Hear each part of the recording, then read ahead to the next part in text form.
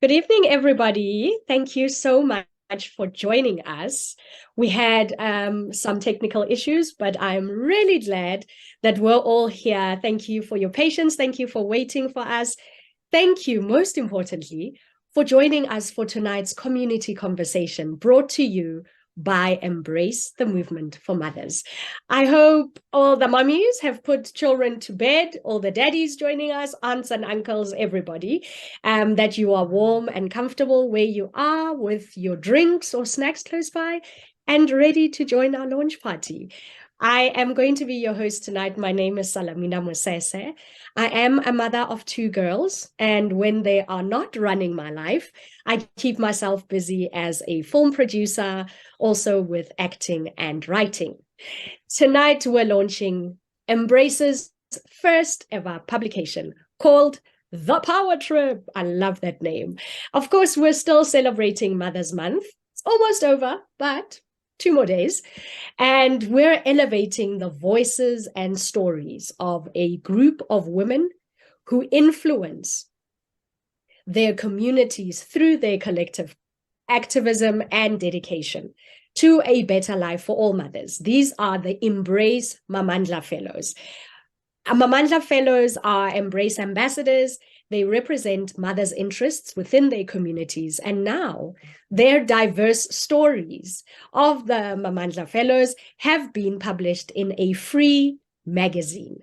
If you've been following Embrace online, you would have seen and heard snippets of the incredible interviews for the publication. And tonight, we have an opportunity to talk to the fellows and chat about issues that matter most to them. I'd like to invite you all to join in the conversation. Please feel free to send your comments, questions, anything. We would love to hear from you. We'll be monitoring the chat and keep going back to it throughout the evening. But first things first, I'd like to bring on Julie, who is the movement leader at Embrace. Hello, Julie. Thank you so much for hosting us tonight. Oh, hello, Salamina. Thank you so much for agreeing to host us. Yeah, it's so good to be here to have this conversation. So, Julie, first things first, please can you tell us more about the fellowship? What makes this fellowship so special? Sure. So Mamandla was started back in 2019, pre-pandemic, which feels like that was an entire lifetime ago. And basically it was started because we felt that there was a real need to invest in mother leaders in South Africa. We know that mothers are movers and shakers. Mothers are decision makers. Mothers have ideas around the economy, around politics, around social change, social justice. But sometimes what mothers don't have is opportunities to kind of come out of their homes and have these conversations with other like-minded people, other thought leaders, women of influence in the space. And so we felt there was a real need for something a little bit more formal, like a fellowship model, which is sort of a year of quite intentional investment into not just a group of individuals, but into the community as a whole. To bring these women together, and to really build this collective social identity of motherhood and leadership in motherhood through a fellowship format. So we started back in 2019. We've had we've just graduated our third cohort of fellows, so that's about 50 women in total over the sort of 3 cohorts. We've just tonight we will announce cohort 4, which is really, really, really exciting. Yeah, and it's just been the most incredible, inspiring journey, meeting women from all parts of the country, living, in some ways, I guess we have similar experiences. Most of us are mothers, but we also see the term mother to be it's not just a biological term or even just about having children residing in your home. We see it as social mothering. We see it as broader than, how, as I said, how many children you directly parent. But it's an opportunity. We've seen women come together, as I said, from different parts of the country, different age groups, different kind of backgrounds and different experiences, but all coming together with this common goal of wanting to make motherhood great in this country. And it's been really phenomenal to see. Now, to bring us back to the PowerTrip, the Mm. publication, why did you decide to release a publication on the fellowship? And Mm. tease us a little bit. What can readers expect? Sure. So I think one of the things that we know to be true, and the group of fellows that are featured in this publication are absolutely, they stick by this rule, is that every mother has a story, and every story is worth listening to, because the themes of motherhood are, and the themes that are shared through these stories, they are very relatable, and you can resonate with them, regardless of whether you've never met this person before in your life. If you've had a baby, or you've gone through this transition into motherhood, you've likely experienced many of the things that these fellows have experienced, whether that is feeling isolated in a new motherhood journey, or struggling with your postpartum depression, or struggling to make mom friends, having had a birth experience that was maybe different than what you planned, or in some cases even traumatic. Having really just sort of battle to find your identity now that you are both a mother, but you also the person that you were, and how do those worlds collide? And so we thought, there's also, we're trying to kind of shift what it means to be a woman of influence. And a woman of influence is a woman who is living her life authentically, with the idea of also trying to uplift other women along with her. And that's exactly who the fellows are. And so instead of putting that in I don't know how you would feel. I mean, I guess there's many different ways that we share stories, but hearing them from the fellows, hearing them, share bits of their personal story as a way to kind of share these broader themes, we felt it would just be done beautifully in a publication format. So effectively, publication feels like quite a formal term for it. It is a physical publication. We've got printed copies, and we've also got virtual digital copies that we're going to be asking you to download tonight. It's a collection of stories. It's a collection of stories about not just a group of women's individual experiences, but also it's a story of a fellowship, and the power of what happens when you connect those dots, when you connect those women, all with the kind of mindset of making the world, or making South Africa, a better place for all mothers. So if you read it, I hope you will be, what am I teasing you with? You're going to potentially laugh, you're going to potentially cry, because some of the stories are really hard. And I think it's incredibly powerful reading someone's words, and the kind of vulnerability that is shared is it's a gift, it's a privilege, actually. That's one way to say it. You're going to have an opportunity to find out what women are doing around the country to kind of make changes in their own communities, in their own parts of the country, and how they're coming together. And you're going to potentially be really inspired by that, and maybe look at your own community setting and think about, what can I do for the mothers in my life, for the pregnant women that I know in my community? So yeah, it's as I said, it's very readable. It's a collection of 13 stories, and then it's sort of stories about the stories, and updates from these women who are moving and shaking, I guess, the very foundations of what motherhood is like in this country. So it's a great read. I'm not biased at all. No, but I really hope that it'll be something that you can, if you're watching this now, you can literally go, once we're done with this, download, and start reading. It's that simple. Yeah, Julie, you covered that beautifully. I think the only thing you didn't say is how stunning it looks. They're beautiful women. So yeah, that wasn't difficult at all. Yeah. Well, I love how you spoke about the connected power of motherhood and friendship, because that takes us so beautifully into the next part of our program. Do you still want to play a video at this point, or can we go on and bring Juanita and Mahlatsi into the conversation? Yeah, I think let's bring them in. Okay, cool. Well, first up, we will be joined by Konita, who is a volunteer counselor with the South African Depression and Anxiety Group's Suicide Crisis Line. She's also a postgrad student and runs a philanthropic organization called Friends in Giving. This serves under-resourced communities in the Western Cape. And joining her as well is Mahlatsi, an oral healthcare practitioner who is passionate about community dentistry and oral health for pregnant women and young children through oral hygiene education. Welcome, ladies. You are both incredible. Thank you so much for joining this conversation. Juanita, I will go to you first. I love your quote in the publication where you say, when you become a mother, you suddenly see yourself in other mothers, whether they are richer or poorer than you or come from different circumstances.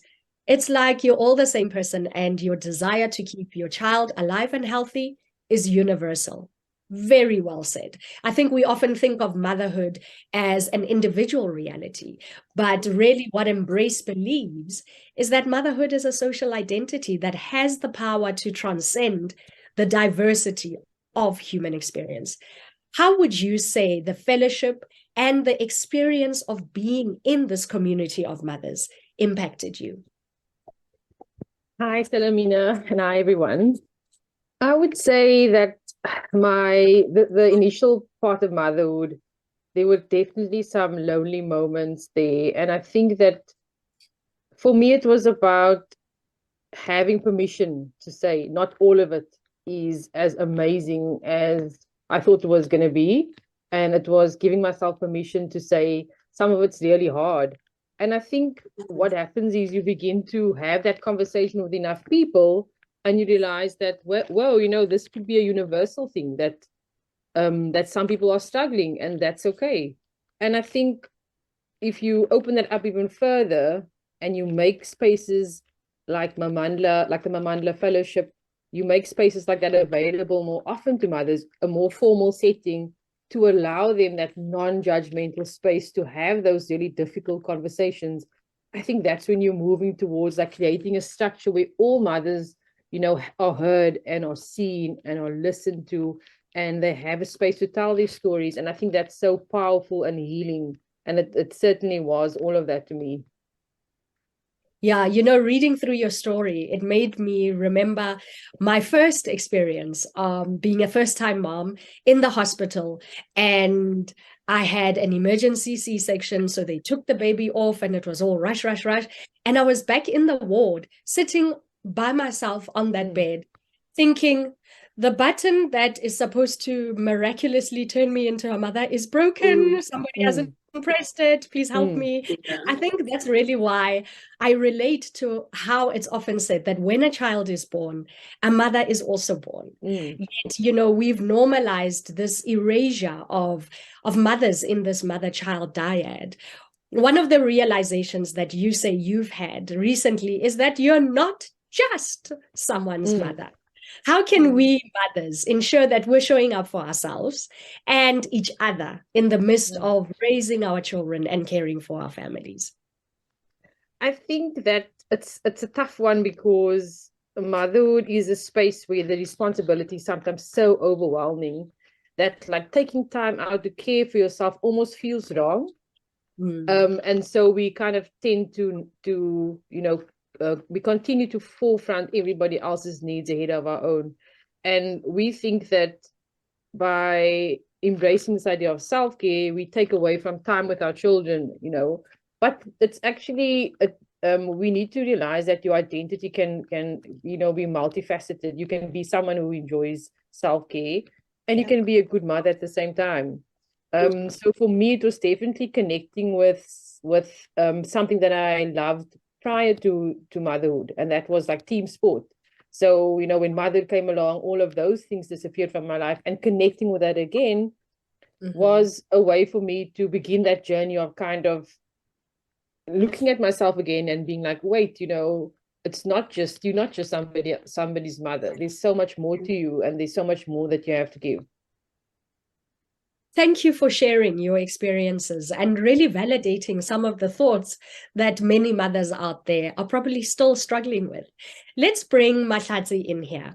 Mahlatsi, part of your story is coming to terms with single motherhood, which is the reality for many moms in South Africa.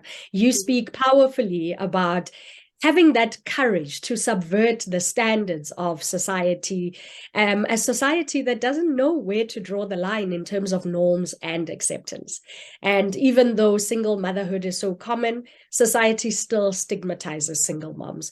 How do you think we can remove the stigma of being a single mother? And how can we, as the village, rise up and support single moms in very meaningful ways? A very good evening, Salamina, and everyone watching. Thank you for having me.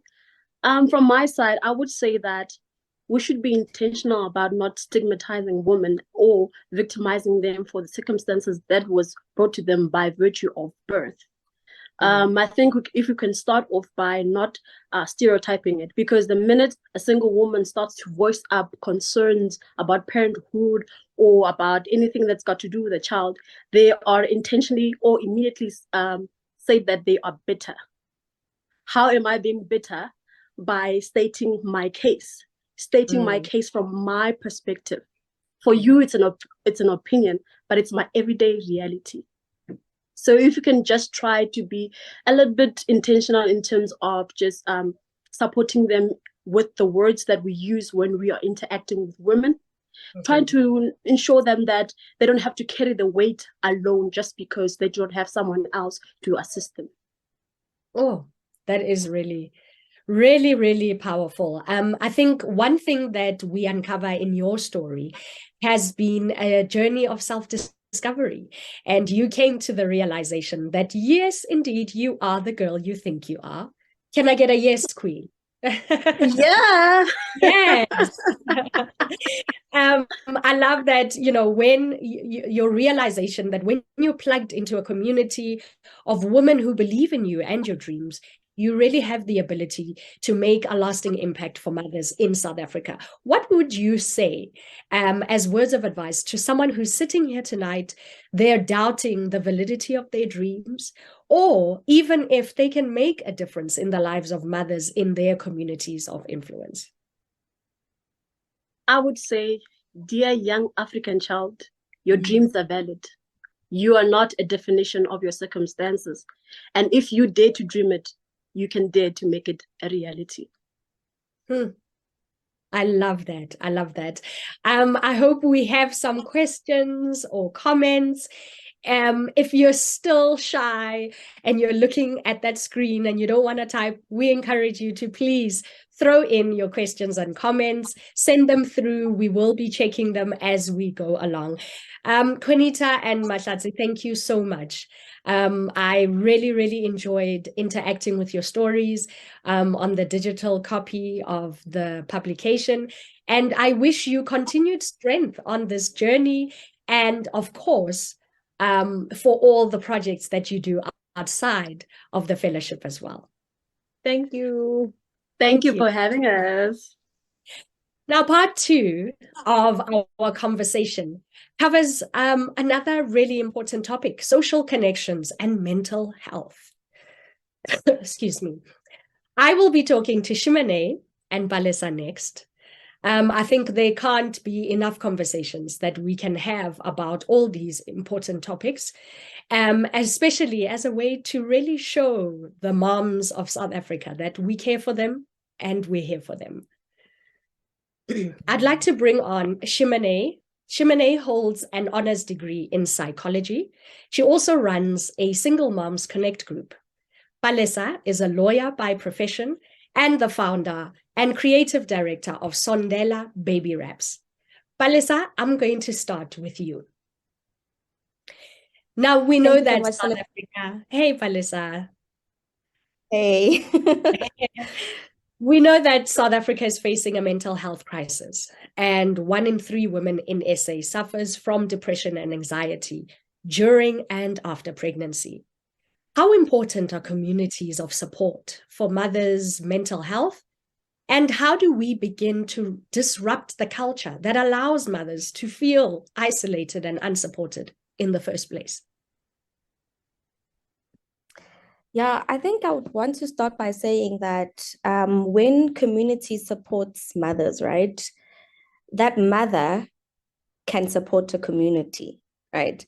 So in the instance that I'm actually saying is I feel like mothers should be at the center of our communities, right?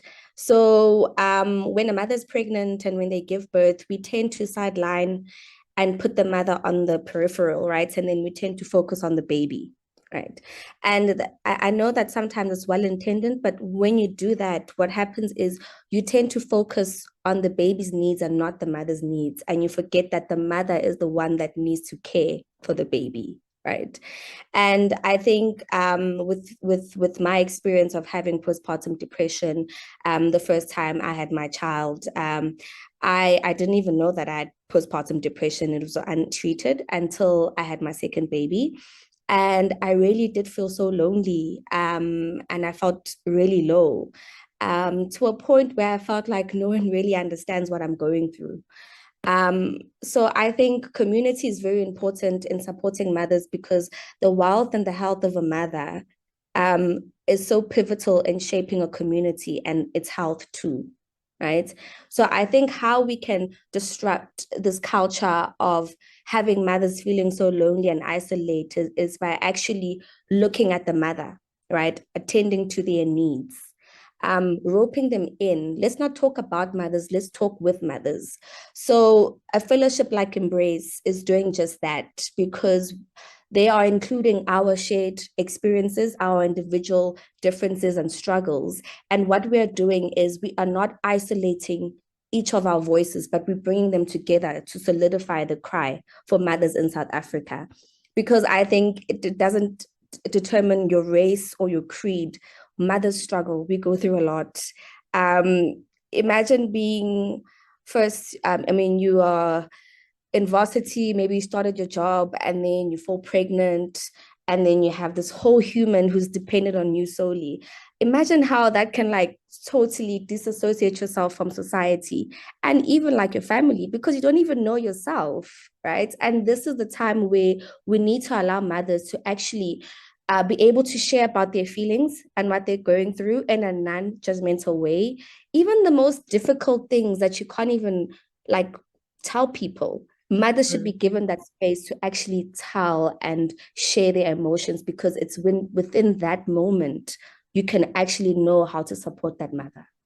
Yeah, I love that. I think that's definitely a quote I'm going to walk away from this whole conversation with. Let's not just talk about mothers. Let's talk to mothers. Well, that brings us to Shimone. Not only do you have a background in applied psychology, but you're also intimately acquainted with the experience of struggling with depression. In your professional and personal experience, what are some of the biggest misconceptions about maternal mental health? And how can we better support mothers dealing with depression and anxiety? Thank you, Salamina, for having me. Good evening to the viewers. Salamina, I think a huge stigma in society today is that you have to have it all together because as a woman, mothering is natural. So it's supposed to come easy.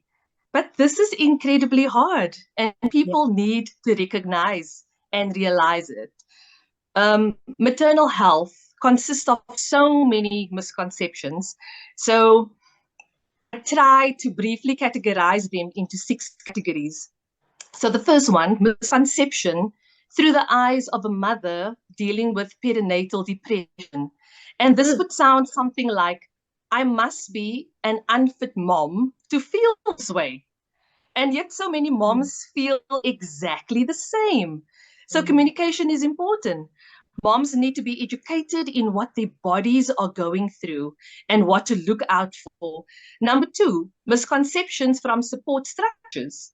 And for example, by this I mean the information that mothers get from their support men, their partners, grandmothers, and mothers-in-law should all be part of their education. and awareness process around maternal health to better support and understand the mother. Number 3, you have your misconceptions from various cultures and beliefs. Number 4, you have your misconceptions from birth trauma of any kind play a huge role in mental health. And by this, I mean obstetric violence of any sort. So, Salamina, this sounds something like this. As long as the mother and baby come out of the birth alive, that is all that matters. And that is a huge misconception. And this is common, and I mean, this is a common thing that people say when a birth hasn't gone smoothly or as the mother hoped. And it ended up with complications or surgery. And as a society, we need to stop saying this to mothers. It's so invalidating and potentially damaging. A woman's emotional experience and how she is left feeling after birth is extremely important.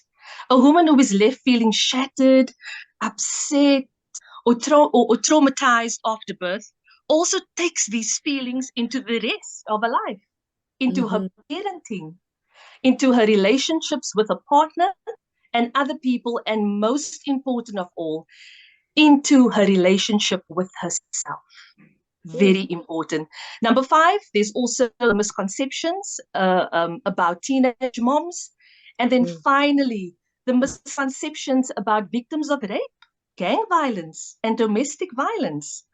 So as much, Salamina, as we are discussing these things, but what are we doing about it?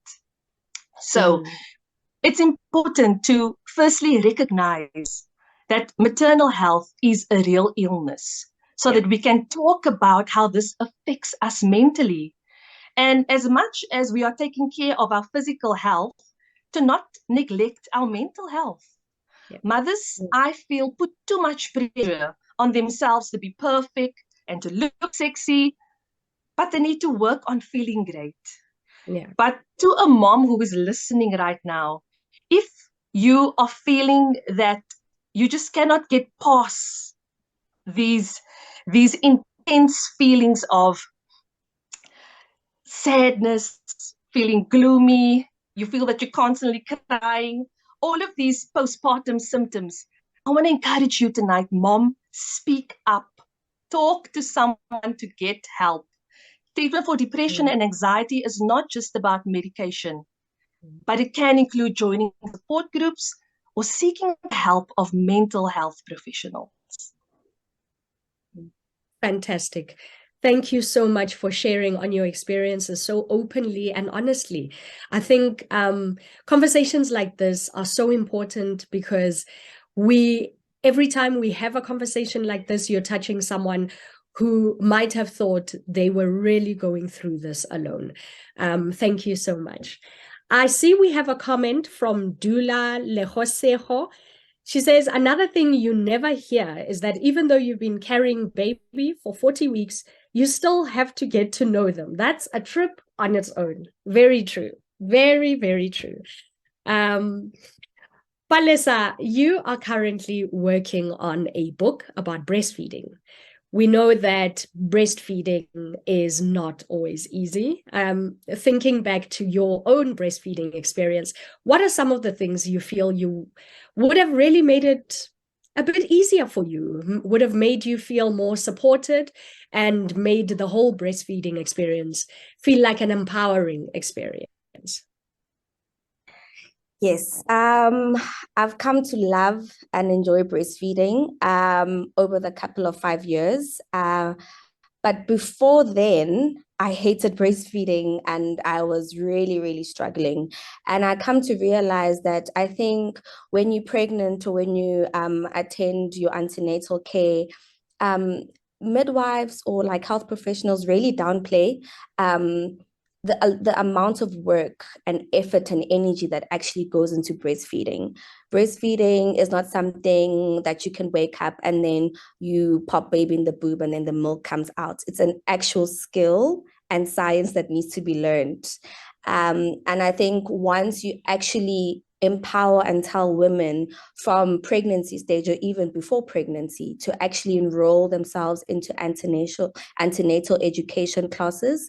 And I think sometimes, if it's possible, this should be given at like public hospitals and clinics where women are like introduced to antenatal education that is also in joint forces with antenatal care. So when you go for care and check your bloods and your urine and how baby's doing, you should be actually enrolled into antenatal education classes. And I think that's an opt-in time also to now introduce social support groups for mothers. So have those interactions with pregnant mothers, share your fears and your experiences, and you might find that even in those support groups, you might have women who have had babies previously. This could be a great time for new moms also to draw in the knowledge and expertise from those experienced mothers, and that they can share their fears and anxieties and actually go into postpartum having an idea or clue, because I didn't have an idea or clue about what pregnancy actually looks like. And I think another thing that is so important, and I can't emphasize this enough, is having access to doulas. Doulas are so important in our country. And I think it should be something that should be of like free access, and not only people who are able to get doulas are people in the private sector or who can afford doulas, because it's deemed as a luxury, and it is a necessity. It is a necessity. I can't stress this enough, because yes, I did go to a private hospital both times I had my children, but I still like that support. And that support does not only start when you pop the baby out of your womb. The support starts during the pregnancy, right? Because nutrition is so important. Your mental health is so important. A lot of things you could even be screened for prenatal depression, because then in that instance, or even when you are still depressed and you're pregnant, you can also get the help that you need, because sometimes depression also starts when you're pregnant. So those type of things could easily be alleviated if we looked into making doulas more accessible to women, right? And having private midwife care, as opposed to having gynecologists or obstetricians. Let's give midwife the space and the doulas the space to actually practice, natural and holistic birth, because birth is not just about birthing, but it affects the woman in so many aspects. It affects you socially, mentally, psychologically, spiritually, right? And the physical impacts. So I think breastfeeding for me could have been a much easier road when it started, if I had that care, and it shouldn't have been negotiable. It should have been non-negotiable. And I think another thing is, I know sometimes people don't know how to support mothers when they're breastfeeding because they've never breastfed themselves. And I think one thing is, sometimes we as women, or mothers in particular, we are afraid of reaching out to our friends and our family because we don't want to feel like burdens. And that's another thing about mothers. We feel so much guilt for wanting help, right? And I think what essentially could be a message to people who are friends with mothers, you can even make like meals before a mother gives birth. These meals they can store in their freezer, right? So that when the baby is here, I'm too occupied with learning how to produce milk, I can't think of feeding myself. And the lack of care that comes out of desperation, because we expect mothers to be a village on their own, and we forget that it takes a village. So when I give birth, like, when a mother in the African culture, we call her umutweti, right? Because in that 3 months she needs to be in incubation, right? So that the mother takes care of the baby, but the mother needs to be taken care of. So she shouldn't worry about the fact that the house is dirty. She has to wash dishes. She has to cook a meal. I know I have to eat nutritious meals so that I can breastfeed my baby, but how can I do that when I'm playing so many roles that my village is supposed to be playing? So essentially what I'm saying is, I think it goes back to the support of a community. It's very integral in a mother's health and that of the community, because when we take care of the mother, we take care of our communities and our families. Because once a mother is happy, she's loved, she's nurtured, she's taken care of, she can mother from a place of being content, from a place where she's being held. And I think breastfeeding, as much as it's more about the technical part of it, it's more also about how the mother's actually feeling.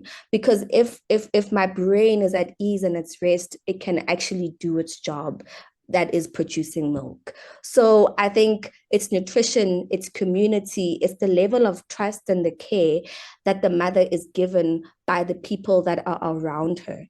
And I think also in a much bigger level, Salamina, I think another thing that I can emphasize on is lactation consultants should be made known. There are a lot of women that I've spoken about and I've mentioned lactation consultants, and they don't even know what those are.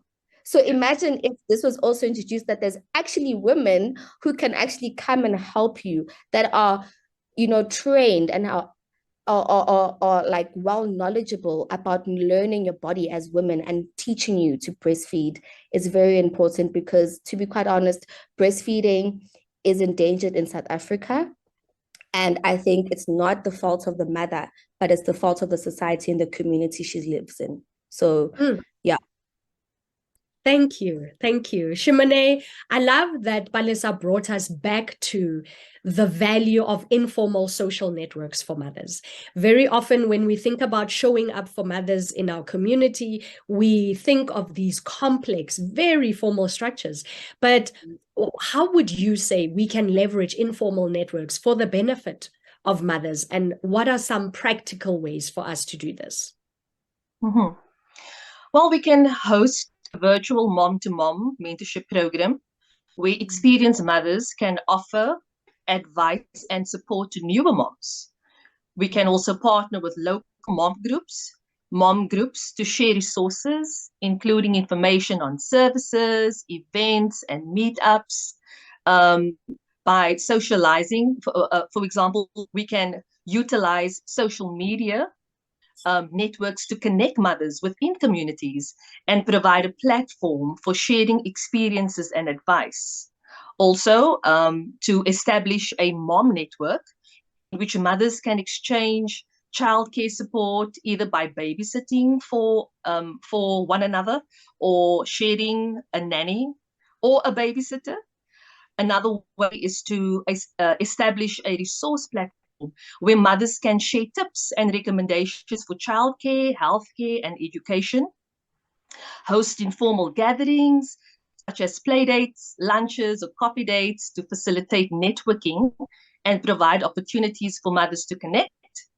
Another way is to organize workshops that address common issues faced by mothers, such as sleep training, picky eating, and physical fitness. We can also encourage mothers to participate in career development activities. And in this way, we are letting moms know that as much as we are interested in your mental health care, but we are also interested in you developing yourself economically, developing yourself educationally. And I also think another important way is to establish a membership support system for moms who return to work after they have been at home looking after baby and being a mom. So, and this can be done by pairing them with experienced professionals that can share their insights and advice, just assisting the mom to ease back into the reality of work. So there are many ways in which we are able to leverage these informal networks in aid of supporting our mothers. Fantastic. Thank you so much, ladies. I think you've shared very practical and easy steps and tips and advice that people can follow. Before we move on, I'd just like to jump into the comments. I see we have a question for Palesa. Jess Violetta would like to know why you said, what made you say breastfeeding is endangered? Hi, Jess. I meant that because breastfeeding is like in our continent, South Africa breastfeeding rate is actually at the lowest in the whole of the continent. And we are standing at 33%, if I'm not mistaken, right? And this is after the 6 months after a baby's born. So what essentially that means is that when a mother gives birth and sure, they try it out for like a few weeks or after 6 weeks, and then after that, the breastfeeding rates really drop. And the reason being is the fact that there's a lack of information that is given to the mother about what breastfeeding actually entails, and the type of support that she also gets from her family and her peers is also kind of limited. So in the sense that what I'm trying to say is we are sitting at a position where mothers are actually forced to not breastfeed. And it's not because of sometimes, yes, a mother can choose what to do with their bodies. But what I'm trying to say is that it's becoming a social issue in the sense that if we gave the mothers the correct support that they needed, we wouldn't have such a low rate when we have the World Health Organization saying to mothers, breastfeed on demand, breast is best. But at what stake, at what level should mothers actually struggle to actually breastfeed? Because breastfeeding for me in South Africa, if you can exclusively breastfeed for 6 months, that is a luxury. That is for privileged people, because people out there, especially mothers, are facing malnutrition during pregnancy. They're living below the poverty line. They have to go back to work after 6 weeks of being with their baby. Mothers are forced to be breadwinners.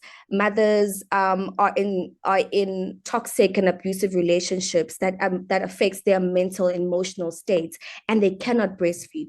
Mothers are going through so much in the sense that when I'm saying breastfeeding is endangered, I mean it's because the social issues around mothers and breastfeeding is so high, it's so volatile, that the mother has to choose between her sanity and to breastfeed. And for that reason, I don't think in South Africa we're standing at a situation where I can say breastfeeding is a choice.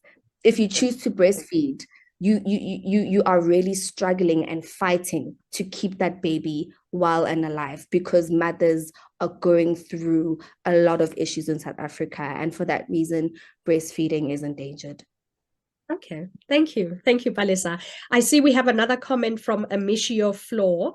She says, such an important topic, and I think this relates to maternal mental health. Such an important topic, and moms need all the love and support during this time, not just being told, your baby is well and healthy, be grateful. And another comment that we have is Dula Lejosejo says, discussing common issues, it helps to feel that we're not on our own. Thank you so much for all the comments and questions. Please keep them coming as we move on to the third part of our conversation, which is introducing the Mamandla class of 2023 or 2023. Embrace has just finished recruiting its fourth cohort of fellows. I'd love to hand over to Julie to say a few words, and then we'll introduce you to the class, to the Mamandla Fellowship class of 2023. Over to you, Julie. Thank you so much, Salamina. I am going to try and do some tech now and share a screen, so that's always a bit risky, but we're getting there. We're so excited for this. I think just an opportunity to hear from some of our fellows who have graduated. We graduated this current class that are featured in the publication a couple of weeks ago, and we have been in the stage of recruiting for this new cohort of the last couple of months, and we've just had it's just been such a wonderful opportunity to meet some incredible women who have put their hand up to say that they want to connect and be given this opportunity to build a space for mothers. So what I'm going to do now is I'm going to introduce them. We have We've just selected them. They know they've been selected. And in about 2 weeks' time, we will be taking them away for their first immersion program, which we call the PowerTrip, which is the title of the publication, because it is about stepping into your power. And it is about, just kind of finding your power, not just individually, but also collectively. And so we're really excited for that opportunity. So I am going to share my screen. Give me 1 second to do that. Right. Let's see if this works.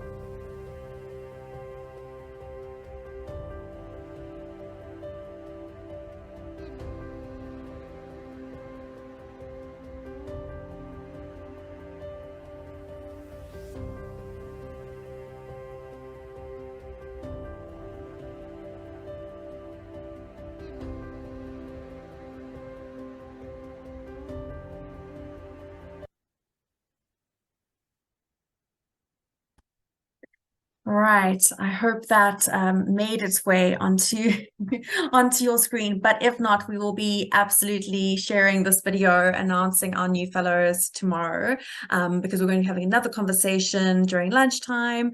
And guests are welcome to sign up to that webinar, but we will be sharing this on social media. I think it did make its way across onto the screen. Phew. But yeah, it's another incredible cohort of women. We can't wait to get to know them and get to hear about the things that they're passionate about, to learn from them, their own experiences of mothering and connecting with others, and to see what they build out. And then every fellowship year joins a vibrant alumni community where we're working across the different cohorts, because there's so many different synergies that fellows have across the different themes, whether it is, as you've heard tonight, maternal mental health, breastfeeding, birth, social security, income support for pregnant women or for young mothers. There's just so many different themes and touch points that go beyond the individual cohorts. And so, yeah, we're sort of in this process of building out that alumni community, and we're really, really excited to see how it grows, and how this group of women continues to commit to building social change for mothers across the country. So huge congratulations to those who've been selected. We're really excited to have you on board. Yes, definitely. As the video was playing, all I wanted to do was to ululate. So I'll do it. I really wish them all the best on this journey. I think it's easy to see how much of an impact you've made in the lives of all the incredible women that we've heard from even tonight. I think the work done by Mamandla Fellows is really inspiring. And I hope the new cohort will also find the experience as fulfilling as the moms that we heard from. Before I hand over to you, Julie, to give us your closing remarks, to everybody watching and tuning in tonight, we hope we have whet your appetite. So please go and download the full free. I think we've spoken a lot about the economic climate in South Africa. Anytime I see the word free, I'm just like, somebody loves us. Yes.